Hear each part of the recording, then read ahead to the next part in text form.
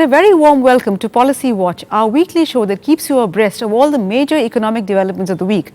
Today, our three stories, in fact, it's been an action-packed week. So we have the GDP numbers we declared on Friday, then we have the food security bill which the Parliament passed, Lok Sabha passed, and then we also have the land acquisition bill. So it's really been an action-packed week. And to join me in these discussions, all these things and more, is Dr. Sabyasachi Kar, Associate Professor at the Institute of Economic Growth, Delhi. Welcome to the show, Sabyasachi. The biggest story this week is, of course, our first quarter GDP numbers that were released on Friday evening.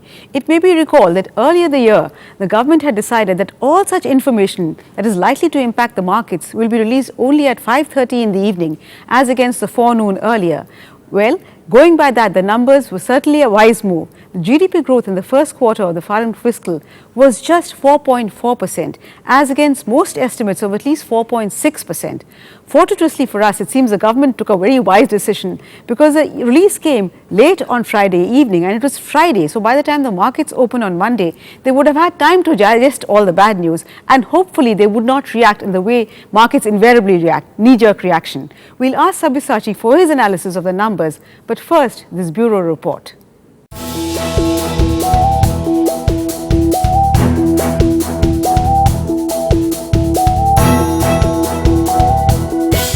Even as Prime Minister Manmohan Singh expressed confidence that the GDP growth would improve in the second half of current fiscal, the GDP data released later the same day revealed the difficult path of economic recovery. As per the official data released on Friday evening, the Indian economy slipped to 4.4% in the April-June quarter. Economic growth was at its lowest in at least 4 years, dragged down by contraction in manufacturing and mining sectors. जिस ढंग की इनकी आर्थिक नीतियां हैं उसमें इसके अलावा और कोई परिणाम नहीं हो सकता। आज जो प्रधानमंत्री जी ने जिस प्रकार के कारण गिनाए, अर्थव्यवस्था में क्या खराबियां हैं, क्या दोष है, उसका परिणाम ये एक थे। मैंने आत्मनिरीक्षण करना चाहिए सरकार को, प्रधानमंत्री जी को, वित्त मंत्री जी को। Mining and quarrying contracted by 2.8%, it had expanded by 0.4% during the same period last fiscal. Manufacturing sector contracted by 1.2%. Construction, power generation, hotels and transport also showed a marked deceleration in growth. Agriculture growth was recorded at 2.8% against 2.9% growth recorded same period last year. Services sector grew by 6.6% versus 7.7% a year during the same period last fiscal. Industrial sector only recorded 0.2% growth. Industry bodies also expected the growth to remain subdued. It's not a huge surprise. I do believe that the big disappointment there is the manufacturing number, which has turned negative, and we have to begin to look at ways to bring our import bill down, even while we look at increasing exports. And so for both sides of this equation, which are part of the current account deficit, we need manufacturing to come back. And it is this aspect of the numbers, the fact that manufacturing is just not picking up, which is worrying. Despite a slip in the growth, Economic Affairs Secretary Arvind Mayaram expressed hope that the growth would pick from second quarter and would be even better in the third and fourth quarter. Prime Minister's Economic Advisory Council Chairman C. Rangarajan remained optimistic, saying the economy would improve in the second half of the year, despite criticism from the opposition. Bureau Report, Rajya Sabha Television. Well, Sabyasachi, did the numbers come to you as a big surprise, or were you kind of expecting these kind of numbers? Well, we were all expecting bad numbers, but this looks a bit worrisome. Industry was in a free fall, and it has continued to be in a free fall. So that's not the surprising part. Agriculture, with the monsoons being normal as it is this year, perhaps there was a little bit of expectation on that, but even that doesn't seem to have done that well in the first quarter. And services is being dragged down by the rest of the economy. In fact, services, what I find is that although 6.6% is exactly the same that we had last quarter, if you look at the breakup, it's really a little worse than that, because all the growth from services seem to have come from community and social services. And this is typically a segment, because before the elections you always find a spike in that, because it's basically government expenditure. So in fact services, the support is coming from all the wrong kind of sectors, as it were. Would you agree? Well, it would be too early to say that, but it is true that you can't drive your growth on the basis of social services expenditure. That works more in terms of social safety nets. So they are necessary for growth, but they are not drivers of growth. Absolutely. So it is worrisome overall. If you look at the disaggregated numbers for industry, we've seen manufacturing showing negative growth quarter on quarter. And if you look at what we need jobs for our people. Growth alone is not sufficient. We need growth with jobs. So if manufacturing is declining, showing negative growth, and this latest quarter we find worrisome results for construction also. Now these are the two major sectors which provide jobs for our millions. So if this kind of trend continues, what will our demographic dividend be? Will it become a demographic liability? What is your sense on that? Well, hopefully this is not a long-term trend. And when we talk of the demographic dividend, etc., and employment, these are more long-term issues. But right now, in the short run, it's very worrying. And just to add to your point, I'd like to point out that previously services have been kind of decoupled from industry, but now it seems that even services is getting dragged down, and all of this is happening because industry is actually the main the reverse engine, so to speak, that's bringing down growth rates. So you are right, it's a very worrisome issue, and there must be some right earnest action taken to correct this kind of situation. Well, the finance minister did talk about a 10-point program, and you saw FICCI yesterday releasing a 12-point program to kind of perk up manufacturing. But what really do you think ails the manufacturing sector? Why are corporates not investing? Is it because their profits are down, because interest rates are high, or is it the entire issue of governance, land acquisition that we're going to talk about, environmental clearance? And these are all issues which industry is really not willing to kind of, countenance. At the same time, we have had policy flip-flop, particularly if we look at the telecom sector. So if you were to just list 2-3 factors that is holding corporates back, what would you kind of put them as? Well, I mean, the 3 factors have been talked about for a long time now. We know that there is a global recession, so that's an important factor. We know that we have high inflation. Related to that is the monetary policy, cost of investments going up. That's a second factor. But the way things are going, I can't really believe that these are the only factors that's really affecting the economy. And as you rightly pointed out, I think what is really happening now is an atmosphere of uncertainty that has come into the picture, and this is related to the institutional structure of governance in India. And when I say governance, please understand that it is both the formal structure of governance, where things like property rights, etc., and all the laws that come in, as well as the informal governance structures. It is well known that if you look at all the cases of scams, etc., that together with the legal relationship between the political elite and the business elites, we have this other illegal relationships as well. And that is coming to the matters on that is coming to a head right now, with the courts coming in, etc. So you talked about uncertainties. Are we talking about economic uncertainties in terms of where will interest rates be? The Fed starts its tapering. Where will exchange rates be? That kind of uncertainty. Or are you talking about political uncertainty, because with elections coming, that's an added negative that we have, because we really don't know what kind of government we'll be. At least we have a stable government now, for whatever it is worth. But we may not even have a stable government. So is that why corporates? Is it political uncertainty, economic uncertainty, or is it a combination of both? Yeah, a combination of many things. I mean, for an investor, it doesn't matter. All the uncertainties add up. So they are going to take into account all the economic uncertainties that you talked about, but also the political uncertainty. And the kind of uncertainty that I'm talking about is more institutional. It's not only about the elections next year. It's about how business in India is going to be done in the next 10 years. Is it going to be on the basis of backroom deals, or is it going to be about very transparent? I mean, we already fare pretty low in the doing business in report of the IFC. But today we heard the Prime Minister making a fairly spirited defense, at least in the Rajya Sabha, and he tried to kind of talk up the markets and say, look, we will do it. We will contain our current account deficit. We can get back to those old rates of growth. Do you think the markets will buy it? Do you think the world will buy it? Or are we condemned to perhaps return to what, that infamous Hindu rate of growth? No, I don't think we are seeing the Hindu rate of growth. You see, this is 2013. This is not 1991. It is not 1970. Okay. So the entrepreneurs have the best practices in place. It's only a question of doing away with the problems. So on that note, I think we'll have to interrupt you, Sabyasachi, because we have to go in for a break. But please stay with us. We'll be back very soon.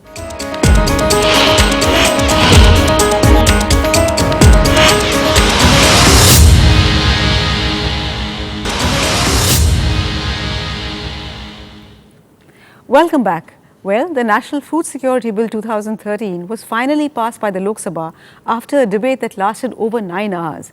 As many as 318 amendments were raised to the bill, though the details of these amendments are not fully known as yet.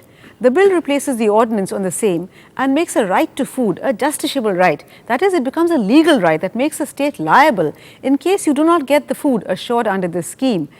How good is the bill? How good is the act when it finally gets passed by both houses and the president gives his assent? Will it add to food security? Or, as one of the papers said, will it be food insecurity? Let's ask Sabyasachi, but before that, here's a report. The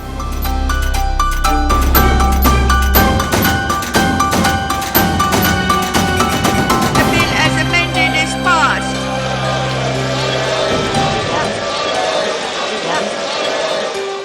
On 26th August, the Lok Sabha passed the National Food Security Bill after a 9-hour-long discussion.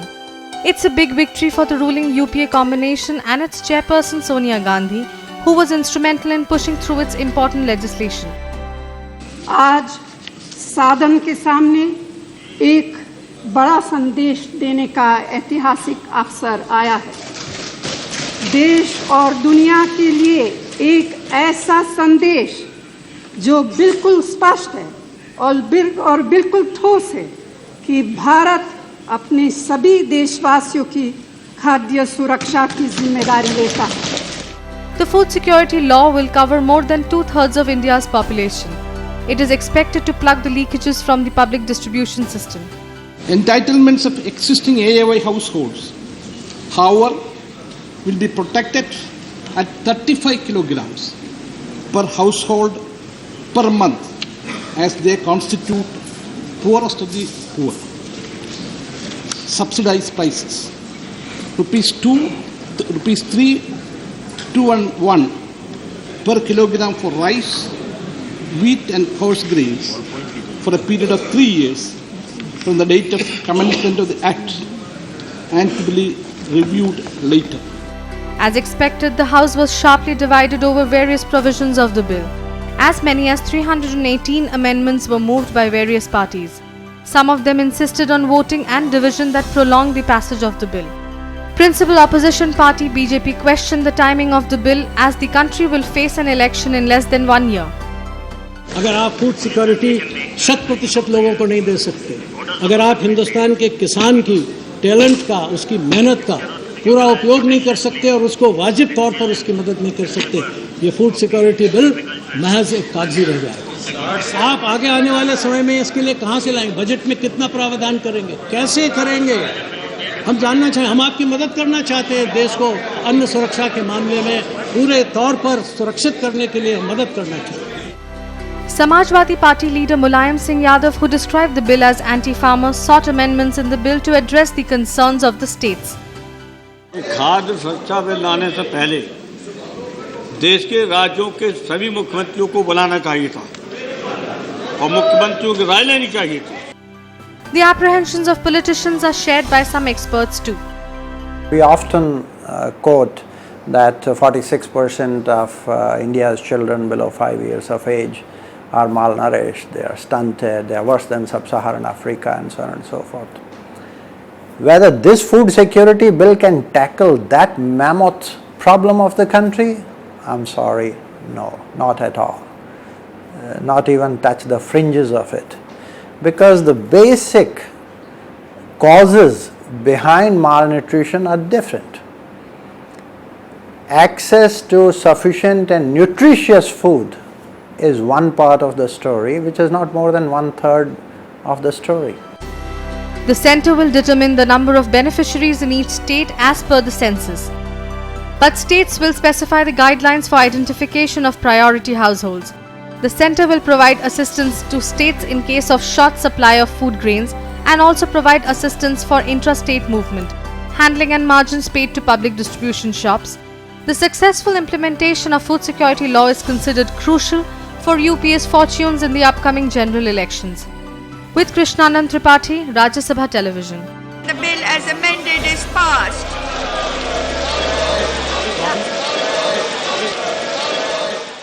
Well, Sabyasachi, what is your take on that? Does it really make us all more food secure or food insecure, particularly as far as the agricultural sector is concerned? A lot of people have said that it does untold damage to the agricultural sector. Well, I think the bill has to be looked at, or the issue of food security has to be looked at as an issue of building a social safety net, and which is critical for any private sector led growth in any economy. So if you ask me whether we need a food security bill, I will say yes. But to answer your question in a more nuanced manner, I think it has to be looked at over time, learn from the mistakes and change it accordingly. Because you're kind of supplying the same food through the same leaky plumbing, your PDS system, which is really leaks at almost every pore, as it were. You're going to try and do, instead of trying to improve the system, you're trying to replicate more of a bad system. So is there not many things that need to have been put in place before you try to push through something like this? Because after all, close to 70% of the population is what you want to cover. And you're trying to give them security as far as cereals are concerned. Whereas increasingly data shows that people are not wanting cereals. They want something else, better milk, poultry, vegetables, these are the kind of things they want. So how are we going to really achieve that? Well, again, if you look at it as a social safety net, then I would prefer it to be as simple as possible. Because as you say, for a government that can't ensure that, everything that it tries to give to the poor reaches it, for it to have a much more complex system of involving other kinds of food, I think is even more difficult. So I think it's better to keep it simple, provide the most basic food, treat it as a safety net, but not as a vehicle for solving your social problems. In the course of growth, you will need people. You'll have to provide people with food, employment, etc. Because in the process of growth, everybody does not actually gain immediately, and so it is in that sense that the food security bill needs to be looked into. But given the kind of leakages, wouldn't it have been better to kind of do cash transfers and leave it to people? Because after all, not all parts of the country are the same. In some parts of the country, people are more deprived maybe, and they may want food. Some other part of the country, maybe they want something else. So why not do cash transfers, particularly since you have a unique identification, program going on? Mm-hmm. So that would be much better. Put it through the bank account, give it to the woman, and then you'd be sure that at least the money reaches them. Well, there are arguments for and against this. I have heard studies, I've read studies which point out that in various interiors of our country, even if you have income, if you have cash, food supply may not be readily available. So partly this takes care of that. But I agree with your basic point that this needs to be a complement, it needs to be complementary to the cash transfer system. And so probably if you can actually transfer all the subsidy through the system, then you may give the food not at a subsidized rate, but use it as a process of supply. So you look at it as a necessary but not a sufficient condition. Absolutely, it has to be worked So on that note, again, we'll take a short break, but please stay with us. We'll be back very soon with our third story.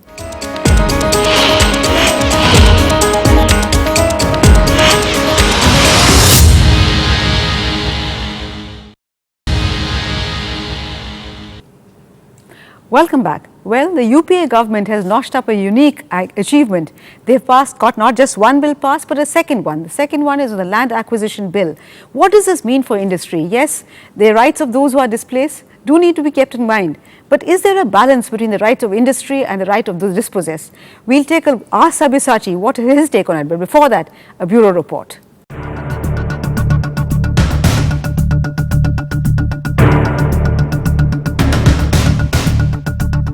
Ayes have it, the motion is adopted and the bill as amended is passed. After considerable suspense and delay, the land acquisition bill finally sailed through on Thursday in the Lok Sabha, overriding a few reservations that still persist. Congress ने UPA government के आए हुए लगभग 9.5 वर्षों का समय गुजर गया और मैं तब से सुन रहा हूं जब से 2004 में यह कांग्रेस नेतृत्व की यूपीए सरकार बनी है अध्यक्ष महोदय कि भूमि अधिग्रहण में एक संशोधित बिल लाया जा रहा है, लेकिन 9.5 वर्षों का समय गुजर जाने के बाद इतने संवेदनशील सवाल पर यह बिल जो लाया गया है मैं समझता हूं कि यह बिल पूरी तरह से अपने मूल उद्देश्य से भटक गया है। The right to fair compensation and transparency in Land Acquisition, Rehabilitation and Resettlement Bill 2012 allows the industry to acquire land for projects. It also allows landowners compensation in both rural and urban areas, with the stipulation that the land can be acquired only if 80% people agree to it. In the case of public-private partnerships, the figure is 70%. Regional parties like the Samajwadi Party, the Bahujan Samajwadi Party and the JDU have suggested ways to further improve the bill. इससे मेरी राय साफ है कि किसान की जमीन छूने की आवश्यकता नहीं है, उसका विकल्प है, उस बंजर बेहद जमीन पड़ी है, उसे लगवाइए कारखाने। संवैधानिक अधिकार जो है हमारा कि हम उसकी अपनी न्याय की लड़ाई के लिए कोर्ट जा सकते हैं, उस अधिकार को भी आपने इस बिल में छीन लिया। सरकारी परियोजनाओं के लिए जमीन खरीदी तो आज उन जमीनों पर व्यावसायिक उपयोग क्यों हो रहा है, वह जमीन सीधे किसानों को वापस होना चाहिए। यह फैसला अगर आपने इस बिल में किया होता तो किसानों का हित सुरक्षित होता। The bill provides compensation up to 4 times the market value of the land in rural areas and twice the market value in urban areas. The bill also compensates the dependents. Where the acquired land is sold to a third party for a higher price, 40% of the appreciated value will be shared with the original owners. The Congress has called the bill a historic piece of legislation. पहला ऐसा विधेयक प्रस्तुत हुआ है जिसमें केवल भूमि अधिग्रहण को लेकर के बात नहीं हुई है, बल्कि भूमि अधिग्रहण के साथ साथ पुनर्वास और पुनर्स्थापना को जोड़ने का प्रयास हुआ है। ये अपने आप में एक पहली बार का प्रयास है। The bill defines affected families as people who have been farm laborers, tenants, sharecroppers and workers for 3 years before the acquisition. It also says that disputes arising from the acquisition will be settled by the Land Acquisition and Rehabilitation and Resettlement Authority. With Vishal Dhaya for Rajya Sabha Television. Sabyasachi, governments very often have to balance two objectives. You want to protect those who are going to get dispossessed of their land, and land is very important in a country like India, but you also want to make it possible for industry to set up units and provide jobs for the people. You want to take away from agriculture. How do governments really achieve this kind of balance? Well, it is a very difficult issue, and mind you, in many other developing countries, they did not have the kind of democracy that we have, and so their governments are not answerable in the way ours is. So many of them have actually taken away land without the kind of remunerations that we are talking about here. So we need to have a new model in India, or not so much a new model, but as a different model. Yeah, the earlier act was 1894, so clearly it needed to be revamped. Yes, that too, but also new in the sense that we can't go the East Asia or the China way because ours is a democracy at the basic level. So here we have to look at both the cost to the investor as well as the social cost and balance between them. And I think ultimately it is a social contract between the owners of land and the purchasers of land, and so it has to be something which is acceptable to the both sides. And so once this bill is put in place, we have to see whether the market can come in and a vibrant market works in land, because unless that works, this bill will not be useful. Either people want to sell their land, or the business won't want to buy such at a land. So you don't fear that corporates will flee India? We've seen a lot of corporate investment happening overseas. So you don't think this bill will be one more reason for them to do that? I'm not sure. The point is that we need to give markets a chance. Okay. This definitely increases the cost to the producer, but if we have enough profits, whether they can internalize the cost and still go it for it, maybe it will cut down the cost in unnecessary litigation. So it was a needed measure. So on that, I think we'll have to cut short this discussion. It's been very interesting having you, Sabyasachi. But before we close, let's take a look at the key takeaways. As far as GDP growth is concerned, well, it's not back to the Hindu rate of growth, but yes, things are pretty dismal, and the hope is that investment will pick up and the next quarters will show a better output as far as Indian GDP is concerned.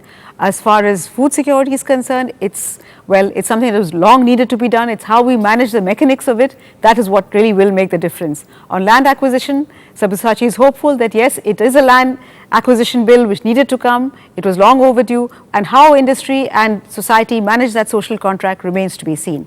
At that, we come to the end of this program. Thank you for being with us, but do come back next week, same time. Till then, it's goodbye from all of us at RSTV. Thank you.